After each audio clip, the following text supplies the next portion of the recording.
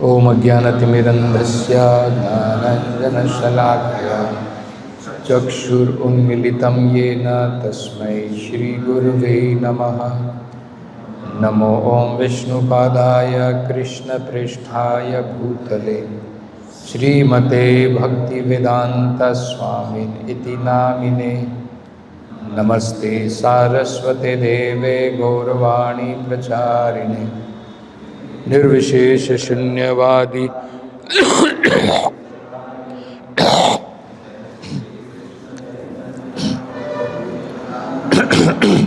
Shri Advaita Gadadhara Srivasadi Gaura Bhakta Vrinda Hare Krishna Krishna Krishna Hare Hare Hare Rama Rama Rama Hare Hare. So here there are many important lessons which we can see here. Satī is identifying that this body has been produced from the body of Daksha. So it's a fact that our body is a combination of body of our parents. The living entity comes in this material world, and the father and mother combinedly gives us this material body. And this material body is given as per the direction of the Supreme Lord according to our karma. Karmana devanetrena jantur deha upapadyate. The living entity obtains a particular type of body according to his karma, under the supervision of the Supreme Lord. So Bhagavatam very importantly raises this question, that a sane man should always analyze and see whether this body at all belongs to me, first of all. So Bhagavatam says one should analyze, when did this body belong to? This body was given by my parents, father, mother. So where did it belong to me? Father and mother gave this body. So right from the beginning, this body is not mine. It is given by somebody else. Next it says, when the child is born, then this body is completely under the control of parents. Correct? In our childhood, the body is practically controlled by the parents. Go there, come here, eat this, go and play. So many things. And then, when one grows up a little bit, and let us say he starts working somewhere, now he uses this body for his master. He is earning money. The master is giving him certain things, and he uses this body for serving that master. So Bhagavatam says, again analyze and see whether this body belongs to you. From the womb of your mother, the body was given by your parents. When you were born, then it was completely controlled by your parents. Now you have given up this body to the master whom you are serving. And the example is given, it is just like an animal who is sold away from one master to another. He belongs to one master, and later on when it is sold, he belongs to another. Later on, when we die, this body is given up. Either it is eaten away by worms. So even at death, this body did not belong to us. Or it goes into the earth, becomes earth. It does not belong to us. So Bhagavatam is saying, at which stage this body belongs to you? We should consider. Sane man should consider that actually I am claiming this is my body. At which stage did it belong to you? Always it has been under someone else. So similarly, here we are seeing Mother Satī has understood rightly that actually this bag, Kunupe, this body of mine is being addressed sometimes in relation to you, my dear father. Whenever jokingly my husband, Lord Shiva, he says Dakshayani, immediately it reminds me my relationship with you, this body's relationship with you. And what happens? My smile disappears. My jolliness goes away.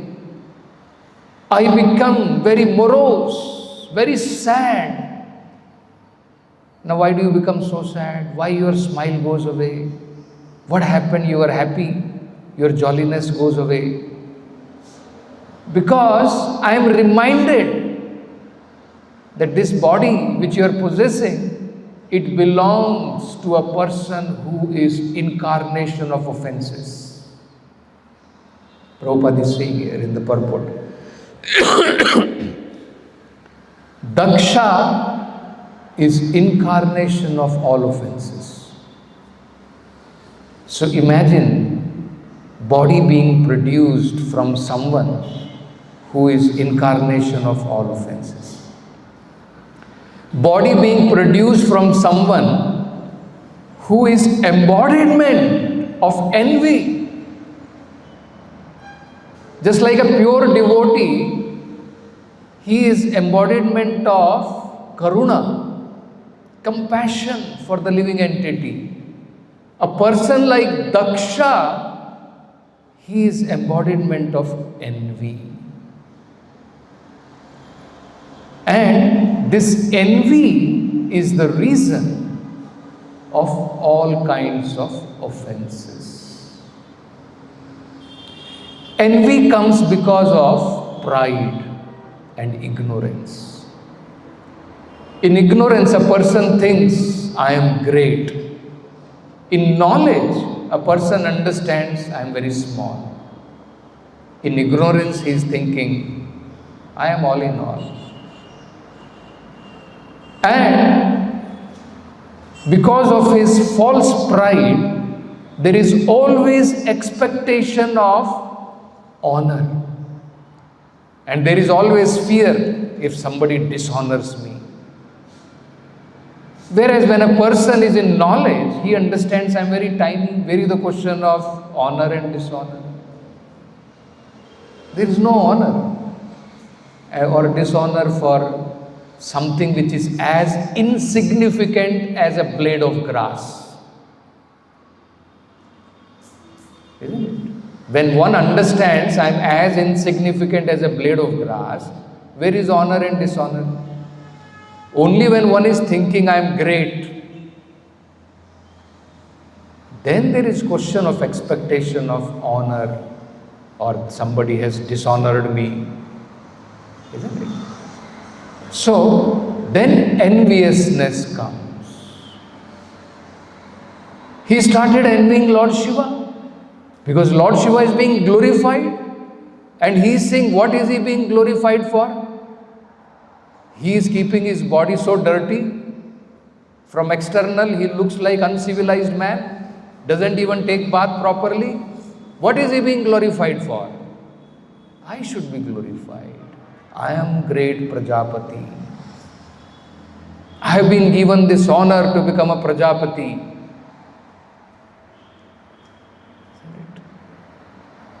So, he is embodiment of envy.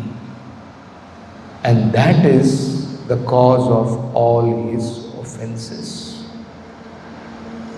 So, Mother Satī is very much, as she is saying here, that the moment Lord Shiva refers to her in terms of her body, she is immediately reminded of her relationship with this offenses personified Daksha. And she feels very ashamed. Immediately, all her happiness, all her jubilation goes away. So this is another important thing we should understand. That actually, the moment we identify ourselves on material platform, then the spiritual happiness which we are experiencing by chanting the holy name of the Lord will disappear. In fact, the 10th offense is, one of the very important things is not to give up material attachment in spite of hearing so many instructions on this subject matter.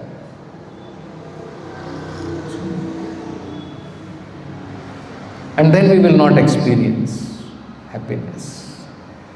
Otherwise, Nam Chintamani Krishna Chaitanya Rasa Vigraha. In reality, the holy name of the Lord is Rasa Vigraha. It is Chintamani. But it is due to our offenses while chanting the holy name of the Lord that we don't experience. As Rupa Goswami says, that the tongue of one which is afflicted by jaundice cannot taste sugar candy. He tastes it bitter. Similarly, because of avidya, ignorance, our tongue cannot taste the holy name of the Lord.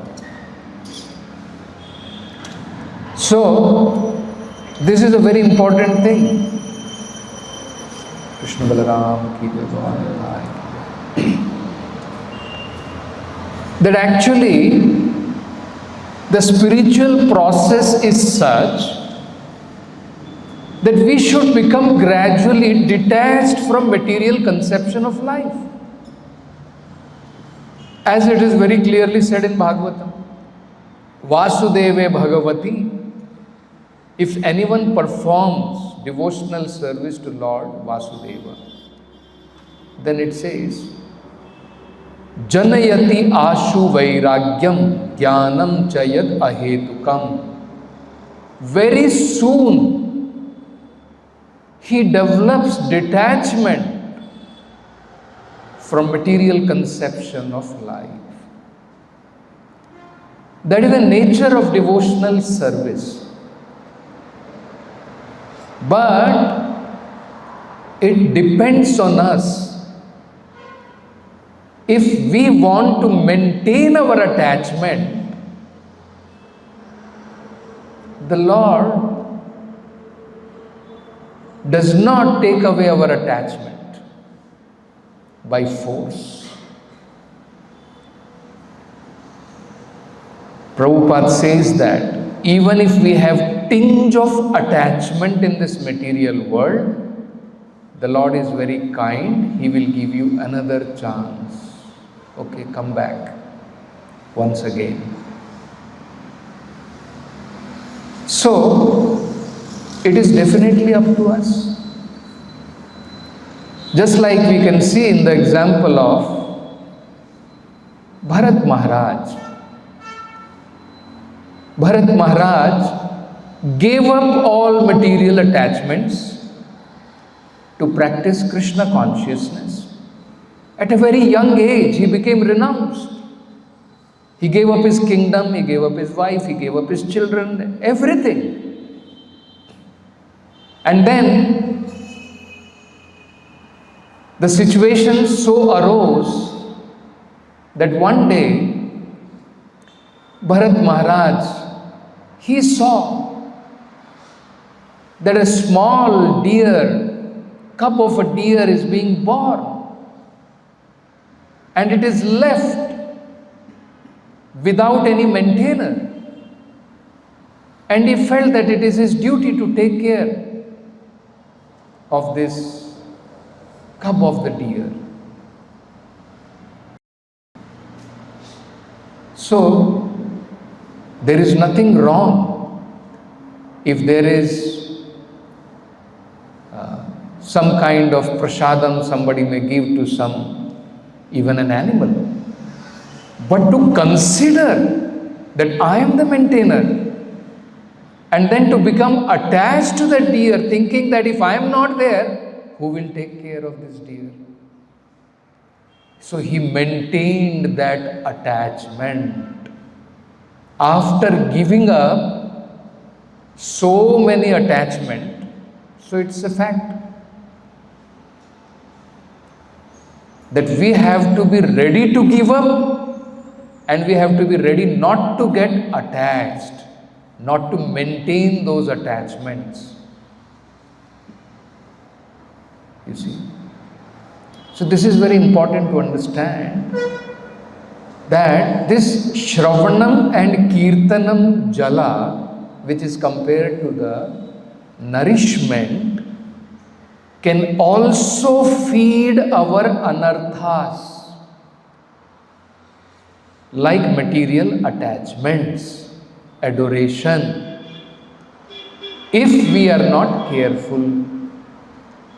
That is why a gardener is supposed to constantly be alert and keep removing the varieties of weeds which otherwise will feed on the water and nourishment given to the plant.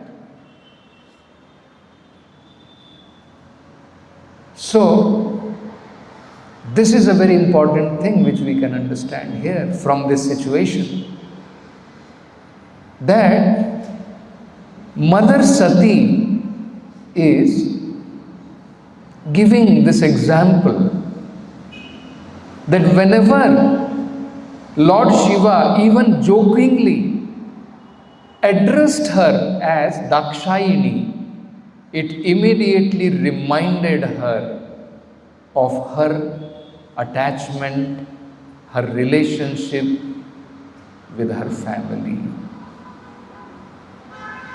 And the moment she was reminded of that, all her jubilation disappeared, all her smile disappeared. She became very morose. So there is no doubt, on material platform, only moroseness appears. So, if we have to remain on spiritual platform, we should be ready to give up these material attachments. And that is what we were seeing, that in the 10th offense, it is very importantly mentioned that in spite of hearing so many subject matter related to the holy name of the Lord, devotional service of the Lord, if someone is maintaining material attachment, it is an offense to the holy name. And thus, even though he is chanting the holy name of the Lord, his advancement will not happen very fast. So, this is a very important thing which we can see from this. As we find in Bhagavad Gita, the difference between material and spiritual platform is very nicely described. We know material platform means always hankering and always lamentation. This is material platform. Spiritual platform, Krishna explains, Brahma Bhuta Prasannatma Na Sochati Na Kankshati Samas Sarveshu Bhuteshu Mad Bhakti Labhate Param. When one comes to spiritual platform, how one can understand I am on a spiritual platform? Prasannatma, there is no question of moroseness in his life. Devotee is never morose. You see? That means material circumstances actually should not affect our spiritual life. Because bhakti is actually unaffected by any material circumstances. It is called ahetuki. It is called apratihata. Neither it has material cause, neither it can be hindered by any material situation. Both are very important to understand. It has no material cause. Not that I had some great qualities, born in a Brahmana family, and because of that now I have become a devotee. No, no material cause. Causeless mercy of the Lord. Guru Krishna prasade paye bhakti latadi. It has no material cause.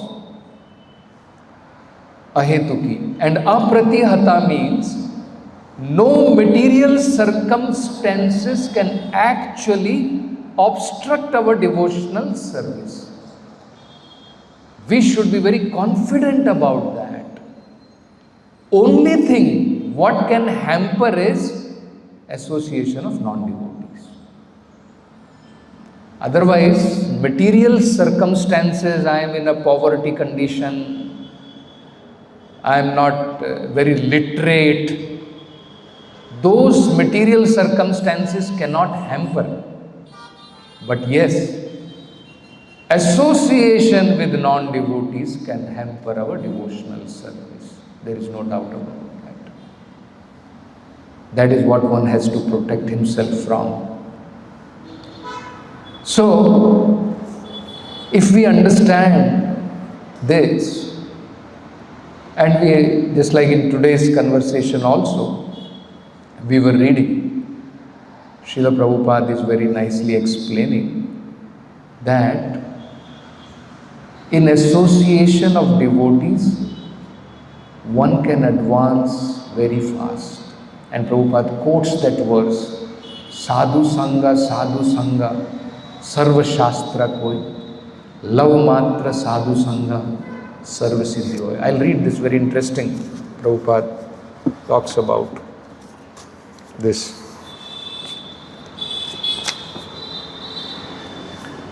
Prabhupada, Adhav Shraddha Tatha Sadhu Sangha. This chanting and hearing should be in the association of devotees. First of all, one must have faith that chanting is good. Then he should chant in the society of the devotees. Then it will develop. He can chant anywhere. But if he chants along, therefore, Sankirtana. See, lot of difference is there. Prabhupada is telling you can chant alone, there is no doubt about it.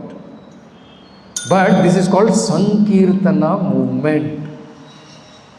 And what is the meaning of Sankirtana? Prabhupada is explaining. Bahut bhir militva. Bahut bhir militva means when many come together to chant the holy name of the Lord. That is the meaning of Sankirtana. Many devotees chanting together, that is called Sankirtana.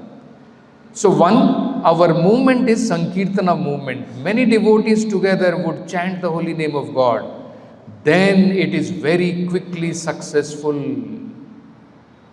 See? Just like a person who comes to our center in the association of devotees, after few weeks he also becomes devotee quickly. And there are many others, they are seeing there is a group like this, but because they do not come, they do not understand. Therefore, quick development process is to execute devotional service in association of devotees, sadhu sangha. See? So, association matters so much. And Satī does not want to associate even with the name of Daksha. Even when she is reminded of this name, immediately she understands all her roots and everything. And very nicely Prabhupada has developed the whole purport by, giving this significant understanding that what is Daksha? He is embodiment of envy. What is Daksha? He is incarnation of offenses. Should we even associate with such a person? That is what she is thinking. That I am very ashamed of having a body which has come from a person who is embodiment of envy, from a person who is incarnation of offenses. So I don't want this body at all. I don't want this association of this body at all. Better I will give up this body. And that is how finally she decides that she will give up that body which has been obtained from such a person who is a great offender to Lord Shiva. We'll stop with this. Srimad Bhagavatam ki Jai. Vishnu Guru Srila Prabhupada ki Jai.